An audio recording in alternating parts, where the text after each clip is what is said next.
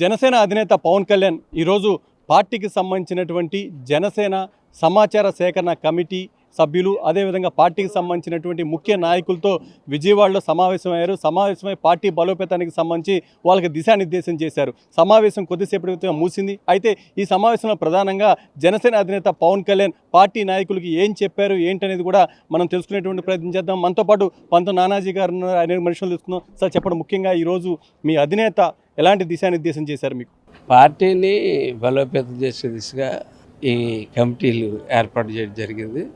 ఈ కమిటీలన్నీ కూడా గ్రౌండ్ లెవెల్లో కొంచెం కిందకల్లా వెళ్ళి ప్రతి ఒక్కరిని చూసుకోవడానికి, అంటే కేవలం సమాచారం సేకరించి అర్హులైన వాళ్ళు ఎవరు, ఎప్పటి నుంచి వీళ్ళు పార్టీలో ఉన్నారు, పార్టీ పట్ల అంత అంకిత భావం ఉంది ఏంటి అన్న సమాచారం సేకరించి పార్టీని 3 రెట్లు బలోపేతం చేయడానికి ఇది ఒక ఆయన స్వయంగా ఎంచుకున్నటువంటి మనుషులు, ఆయన సమాచారం సేకరించుకుని ఆయన స్వయంగా ఎంచుకున్నటువంటి మనుషులు, అలాగే ఎంతో కాలంగా కంటిన్యూస్గా సాధకులుగా ఉండి ఎంతో కాలంగా ఈ సభ్యత్వాలు చేస్తున్నటువంటి వ్యక్తులు, 5 సంవత్సరాలుగా సభ్యత్వాలు చేస్తున్నటువంటి వ్యక్తులు, ఆయనకు నమ్మకంగా తిరిగినటువంటి వ్యక్తులు, ఆయన అభిమానించే వ్యక్తులు కోట్ల మీద ఉన్న ఇదిలో క్రియాశీలకంగా ఉండేటువంటి వ్యక్తులు నేను ఎన్నుకోవడం జరిగింది. వాళ్ళు మేము అలాగే పార్టీ నుంచి మన సెక్రటరీ స్టాఫ్ నుంచి ఆయన స్టాఫ్ నుంచి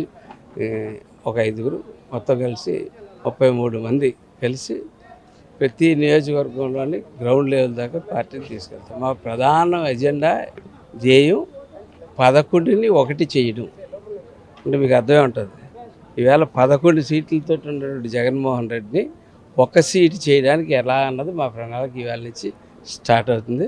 సిద్ధంగా ఆ ఒక్కరు ఎవరు అన్నది జగన్మోహన్ రెడ్డి తేల్చుకోవాలి. అందులో అతను ఉంటాడా, లేదా ఏ ప్రాంతం ఎవరైనా ఉంటారా, అతను బయటకు వచ్చి పోటీ చేస్తాడా, ఇంకా పులివెందులతో తెరచాటుని అలా కూర్చుని ఉంటాడా అన్నది ఇంకా అతను ఆ ఛాయిస్ అతనికి వదిలేస్తూ మేము డిసైడ్ చేసుకున్నది 11 నుంచి 11ని 1 చేయడానికి డిసైడ్ చేసాం. ఆ దిశగా అడుగులు వేస్తూ ఉన్నాం. ఆ ఒక్కటి ఎవరన్నది వాళ్ళు డిసైడ్ చేసుకోవాలి. ముఖ్యంగా జనసేన అధినేత పవన్ కళ్యాణ్ గేరు మార్చి స్పీడ్ పెంచారు. నాయకులు కూడా ఈ సమావేశం తర్వాత అదే విధంగా స్పీడ్గా ముందుకు వెళ్ళబోతున్నారా? అంటే నేను చెప్పాను మీకు, మొన్న ఒకరోజు చెప్పాను, మా పార్టీ ఆర్గానిక్ గ్రోత్, గేర్లు మార్చేసుకుని స్పీడ్లు పెంచేసుకుని వెళ్ళిపోవడం కానీ అట్లా ఉండదు. ఆయన డీప్గా స్టడీ చేసుకుంటూ వెళ్తాడు. అందుకని మొట్టమొదటి జీవాలు చెప్పలేదు ఆయన. ఎప్పుడో 15 సంవత్సరాల క్రితం నాకు 25 సంవత్సరాలు అవసరం, 10 సంవత్సరాలు ఇవాళ ఏదో కొత్తగా 10 సంవత్సరాల దాకా నాకు రానంటున్నాడు, నాకు వద్దు అంటున్నాడు, 15 సంవత్సరాల దాకా అని చెప్పి ఏం మాట్లాడుతున్నారు. కానీ ఈయన గతంలో స్టార్టింగ్లోనే పెట్టినప్పుడే చెప్పినట్టు వ్యక్తి, మీరు నాతో ప్రయాణం చేయగలరా అని అడిగారు. మొట్టమొదటిసారిగా నేను పార్టీలో జాయిన్ అవ్వడానికి వెళ్ళినప్పుడు కూడా నన్ను అడిగిన మొట్టమొదటి క్వశ్చన్ ఇదే, మీరు దీర్ఘకాల ప్రయాణం నా దగ్గర మీరు చేయగలరా అని అడిగారు. నేను చేశాను. అదృష్టం వచ్చి నాకు మధ్యలో అవకాశం వచ్చింది, నన్ను ఎమ్మెల్యే చేశాడు. అలాగా ఈ దీర్ఘకాల ప్రయోజనం అంటే మా ప్రయోజనాలు ఒకటి కాదు, ప్రజా ప్రయోజనాలు కూడా దీర్ఘకాలంగా ఏముంటాయన్నది అన్నీ తెలుసుకుని ప్రజల్లోకి వెళ్ళి ప్రజల నుంచి ఆర్గానిక్గా అలా సభ్యత్వాల నుంచి స్టార్ట్ అయ్యేది, అలా వార్డు మెంబర్లు, అలా ఎంపీటీసీలు, జడ్పీటీసీలు, సర్పంచులు, అలా ఎమ్మెల్యేలు, ఎంపీలు, రాజ్యసభ సభ్యులు, అలా నెమ్మదిగా గ్రోత్ అవుతుంది.